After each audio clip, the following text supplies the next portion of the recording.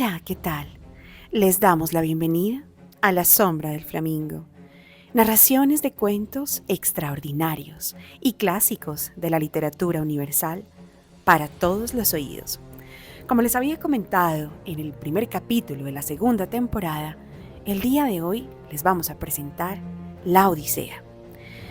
Tuvimos la oportunidad de hacer un preámbulo sobre Homero y todo lo que rodea su leyenda, si fue él quien escribió o no, qué representa Homero, etcétera. Espero que si no lo han visto tengan la oportunidad de ir, escuchar el preámbulo para contextualizar un poco la historia de a quién se le atribuye la escritura o la autoría de esta majestuosa, épica obra.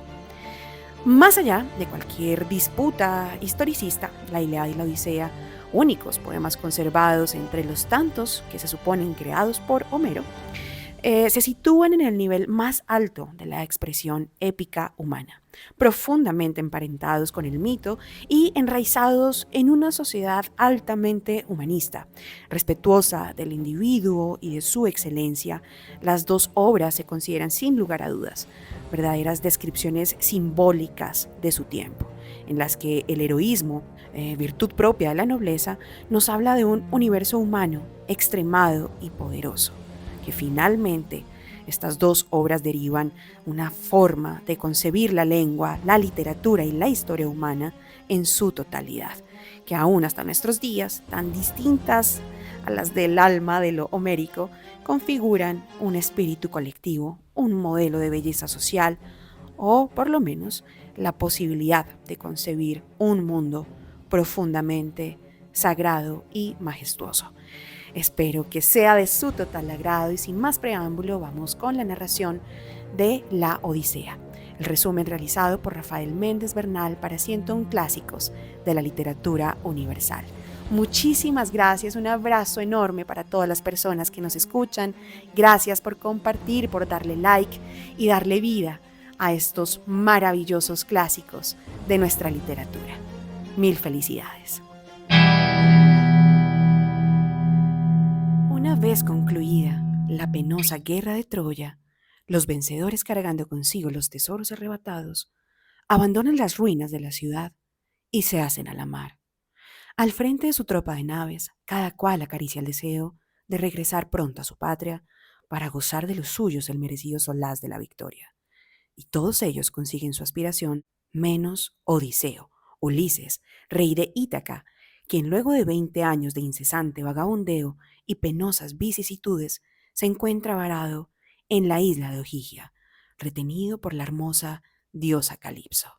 Ella, enamorada, se obstina a hacerlo su esposo y lo mantiene prisionero de sus caricias.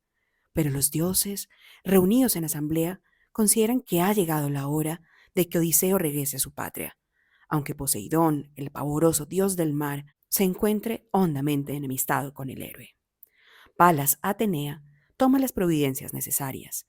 Hermes es comisionado para comunicar a Calipso la decisión de los inmortales, y ésta, muy a su pesar, se aviene a proporcionarle al prisionero los medios para continuar su camino.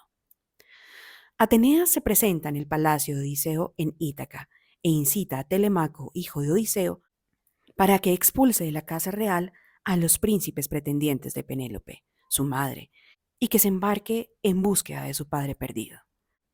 Telémaco consigue los consejos de Palas Atenea, pero en vano trata de deshacerse de los pretendientes.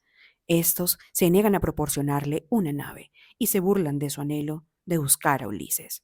Según ellos, ante la evidente muerte del rey, solo cabe esperar que Penélope abandone su obstinación y escoja entre ellos el marido que ocupe el lugar de Ulises, en el trono y en el lecho. Mientras tanto, pueden solazarse dilapidando los bienes del palacio en suntuosos y frenéticos festines día tras día. El joven Telémaco, con la ayuda de Atenea, encuentra una embarcación apropiada para sus fines y esa misma noche resuelve zarpar a la isla de Pilos. Allí, por intermedio del rey Néstor, se entera de los principales acontecimientos del sitio de Troya, así como del desconocimiento del paradero de su padre.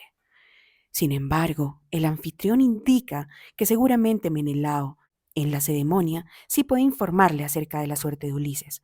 Telémaco viaja por su tierra hasta el palacio de Menelao Átrida. Este último le cuenta que Odiseo está vivo, como prisionero en una isla, en manos de la diosa Calipso. En este punto de la narración, retorna al momento en el cual Calipso se entera de la voluntad de los dioses y le facilita a Odiseo las herramientas necesarias para construir una balsa. Calipso despide con desconsuelo a su amado héroe, después de 7 años de velado presidio. Odiseo navega con un buen viento durante 18 días, al cabo de los cuales el cruel Poseidón destruye su balsa y lo arroja al mar. Sin embargo, la ninfa Leucotea se compadece de él y le obsequia su velo. Sobre ese velo, el náufrago, luego de 3 días de penurias, arriba a la costa de Feacios, completamente agotado, se interna en un bosque y se tiende al abrigo de un matorral junto al arroyo. En ese lugar lo encuentra Nausica, hija de Alcino, rey de los Feacios. Por su consejo, Odiseo se presenta en el palacio de Alcino e implora su protección. El rey y su esposa no dudan en acoger al viajero. Este, empero, decide mantener en secreto su verdadera identidad. Obligado por la grandiosa hospitalidad de Alcino, Odiseo participa en los festines y juegos erigidos en su honor. Ellos logra descollar por su habilidad y valentía. Pero entonces, profundamente emocionado por las historias de la guerra de Troya, que el criado de Médoco canta en el festín, no puede guardar más reserva y pone al descubierto su identidad. Ante la fervorosa atención de Alcino y su corte, Ulises narra la historia de sus andanzas desde que levó anclas en Ilión. Cuenta cómo al partir de Troya, un poderoso huracán lo arrojó a Ísmaro, el país de los Icones. Allí, por asalto, se hizo un copioso botín, del cual tuvo que separarse más tarde, cuando apresuradamente debió huir para salvarse del ataque de un enjambre de refuerzos icones, ávidos de venganza. Nuevos vientos adversos condujeron a Odiseo tras 11 días de vagabundeos al país de los lotófagos, pero también de allá tuvo que salir prontamente, pues como resultado de comer el fruto del loto, algunos de sus hombres se olvidaron de su patria y tuvieron que ser embarcados por la fuerza. Luego fue a parar a la isla de los Cíclopes, en donde sucedieron los hechos que sellaron su enemistad con Poseidón. Habitaban allí unos monumentales gigantes con un solo ojo, entre los cuales se contaba Polifemo, hijo de Poseidón. La imprudencia guió a Odiseo y a 12 de sus compañeros hacia la truculenta mansión de aquel monstruo, al que le encantaba comer carne humana. Y aconteció que al encontrarse ante el gigante, Odiseo le pidió a éste que lo tratara con hospitalidad. En respuesta, Polifemo devoró a 6 de sus camaradas. Entonces Odiseo, pronto en ardides, ideó un plan para vengarse de su cruel carcelero. Lo embriagó y, aprovechando de su sueño, le clavó una estaca de madera en su único ojo. A tientas, el cíclope trató de atrapar a sus verdugos, pero los griegos escaparon de los vientres de los carneros que el monstruo sacaba a pastear. Sin embargo, ya cuando se encontraban a salvo en su embarcación, la soberbia venció a Odiseo y a voz en cuello declaró su nombre. A la sazón, Polifemo invocó la venganza de su padre Poseidón, quien desde entonces juró la perdición del héroe griego. Después de sortear con éxito el duro episodio de los cíclopes, Odiseo atracó en la isla de Eolia, donde fue recibido con alegría por el rey Eolo. El guardián de los vientos alojó a los marineros durante un mes y el último día le entregó a Odiseo un odre en el cual había encerrado a todos los vientos, salvo al Céfiro, que había dejado libre para que empujara a los griegos a su hogar. Con esta esperanza, Odiseo zarpó rumbo a su patria. Avistados ya los aires de su Ítaca natal, el ánimo de Odiseo se relajó y tras la durísima jornada al frente del timón de su nave, se entregó al sueño, no sin antes encargar a sus hombres la sencilla labor de llevar las embarcaciones a puerto. Pero los marineros, confundidos por la codicia, abrieron el odre de los vientos y desataron una espantosa tempestad que los devolvió a la isla de Eolia. Eolo interpretó aquella calamidad como un indicio del enojo de los dioses para con los griegos y se negó a ayudarlos de nuevo. Abandonado a su suerte tras 6 días de navegación, Odiseo arribó a las costas de la Estrijonia, pero sucedió que los gigantescos lestrijones, comedores de carne humana, atacaron la flota y la destruyeron sin piedad.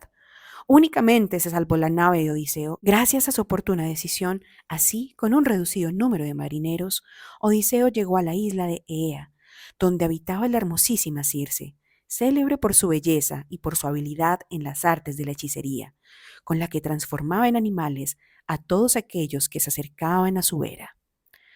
Tal fue la suerte de los hombres que sirvieron como embajadores de Odiseo, y tal habría sido la fortuna del mismo Odiseo si Hermes no hubiera aparecido en su camino. Y en verdad fue el mensajero divino que lo instruyó en la manera de evitar los sortilegios de la diosa. Entonces Circe, maravillada ante la inutilidad de sus oficios, se rindió ante su poder, y gozosa lo llevó a compartir su lecho, pero antes devolvió la forma humana a sus compañeros. Un año estuvieron los griegos gozando de los favores de la maga Circe, pero la nostalgia de su tierra los llevó a pedirle licencia para la partida. La diosa accedió con la condición de que Odiseo y su gente fueran hasta un determinado punto, desde donde podrían comunicarse con el reino de los muertos. Una vez allí, debían entrevistarse con el adivino Tiresias. Este les documentaría acerca de las nuevas penalidades que aún habrían de vencer para volver a Ítaca. Realizada la travesía, Circe aconsejó a Odiseo sobre las precauciones que debía tomar al afrontar el obligado paso por las inmediaciones de la isla de las Sirenas y sobre todo al transitar por el estrecho de Caribdis y Escilia. Y al igual que a la sabia sombra de Tiresias, la diosa les advirtió que no obstante la necesidad que estuvieran atravesando, al llegar a la isla Trinacria, no se atrevieran a tocar los ganados sagrados del dios Sol, pues en ello se les iría la vida sin remedio. A pesar de esto, luego de sortar el paso de las sirenas y de eludir los apetitos de Caribdis y Escila, cuando los viajeros llegaron a la mencionada isla, sucumbieron al hambre que los devoraba y sacrificaron las reses sagradas del sol. Las consecuencias no se hicieron esperar. Tan pronto como los marinos levaron las anclas y se internaron en el mar, Zeus, para complacer el enojo del sol, desencadenó una tremenda tempestad. Los rayos que cayeron sobre el barco trajeron la muerte a todos los ocupantes, menos a Odiseo. Este, por voluntad de los dioses, asido a unos tablones, arribó a la isla de Ogygia, morada de la bella Calipso, en la noche del 10º día de su naufragio. De esta manera, Ulises termina su narración frente a los feacios, quienes, arrobados y estremecidos, ofrecen conducirlo de vuelta a Ítaca. A la mañana siguiente, embarcan ricos presentes a un ágil navío y se llevan al viajero a su tierra natal. A su llegada, Atenea instruye a Odiseo sobre la situación de su casa y de su nación y le da consejos sobre el modo de vengar los insultos de los pretendientes. Transformado en un viejo mendigo por virtud de la diosa, Odiseo se encamina en su palacio y entra en contacto con el viejo porquerizo Eumeo. Sin identificarlo, el criado lo acoge con cordialidad y le manifiesta su inquebrantable fidelidad al desaparecido rey. Los hechos se suceden entonces de la manera que Odiseo es reconocido por su hijo. Telémaco lo introduce en el palacio guardando el deseo de que su padre castigue las infamias de los advenedizos, así como la conducta deshonesta de los criados y traidores.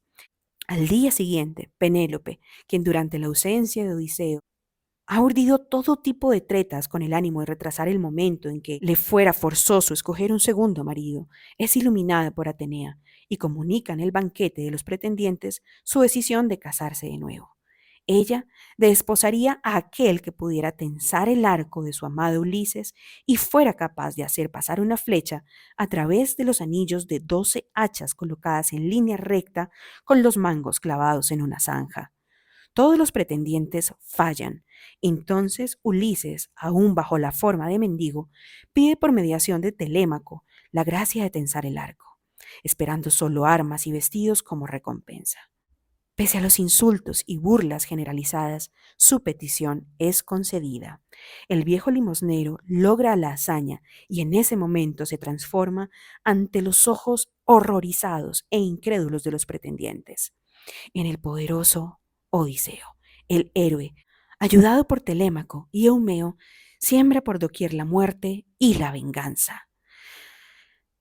La reticente Penélope identifica a su esposo gracias a la relación de ciertos detalles de su intimidad, solo conocidos por ellos dos. Tras resolver una leve escaramuza que para los parientes de los príncipes fallecidos intentaron para vengar sus muertes, Ulises entra en la posesión plena de su casa y de su nación, la cual es conducida por fin a la paz gracias a la voluntad de Atenea. Fin.